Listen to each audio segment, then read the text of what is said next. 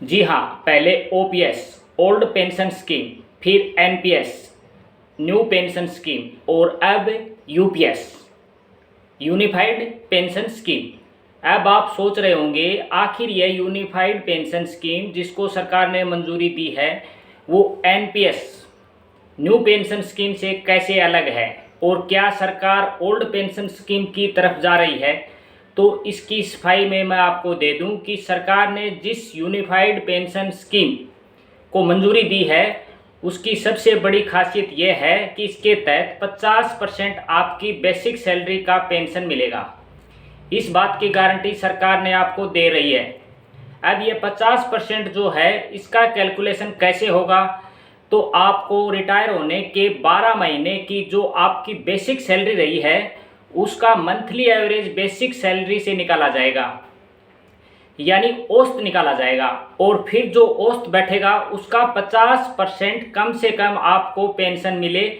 इस बात की गारंटी यूपीएस के तहत कर दी गई है, यूनिफाइड पेंशन स्कीम। लेकिन इसमें एक शर्त है, कम से कम आपको नौकरी की अवधि 25 साल होनी चाहिए। अब आप पूछेंगे कि 25 साल से कम है तो क्या होगा। अगर 25 साल से कम है तो उसी अनुपात में आपको पेंशन कम हो जाएगा। लेकिन सरकार ने इस बात का खास ख्याल रखा है कि 10 साल तक किसी ने नौकरी कर ली तो कम से कम 10,000 रुपये मंथली पेंशन उसको मिलना चाहिए। यह सुनिश्चित कर दिया गया है कि यूपीएस यूनिफाइड पेंशन स्कीम के तहत इसमें एक खास बात यह है कि अगर आप यह सोच रहे होंगे कि सरकार क्या ओपीएस को अपना रही है, ओल्ड पेंशन स्कीम को, तो ऐसा नहीं है। ओपीएस से इस यूपीएस की तुलना ना करें, क्योंकि ओपीएस के तहत पूरा कंट्रीब्यूशन सरकार दे रही थी। एनपीएस के तहत सरकार और एम्प्लॉय दोनों कंट्रीब्यूशन दे रहा है। अब यूनिफाइड पेंशन स्कीम के तहत क्या है, सरकार ने अपना कंट्रीब्यूशन बढ़ा दिया है, लेकिन एम्प्लॉय का कंट्रीब्यूशन 10% ही रखा है। जो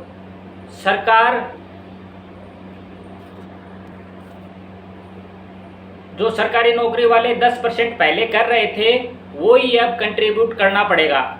लेकिन सरकार जो है अब 18.5% का कंट्रीब्यूशन देगी। तो यह यूपीएस की खासियत है।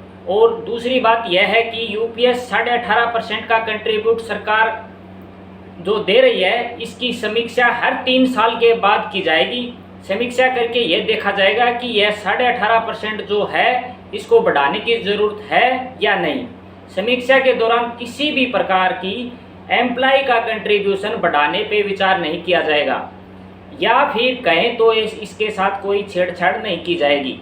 अब यूपीएस का अगले कारोबारी सत्र से लागू करने के लिए बोल रहे हैं सरकार, यानी 1 अप्रैल 2025। अब आप पूछेंगे जिन लोगों ने एनपीएस को चुन लिया, न्यू पेंशन स्कीम को, और नौकरी कर रहे हैं उनका क्या, उनके लिए सरकार ने राहत दी है।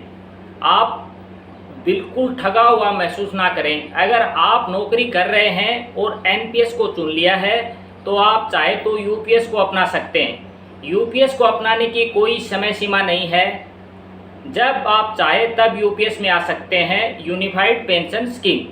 अब एक सवाल यह उठता है कि जिन लोगों ने 2004 के बाद रिटायरमेंट लिया और एनपीएस के तहत, वो तो बिल्कुल ठगा हुआ महसूस कर रहे होंगे।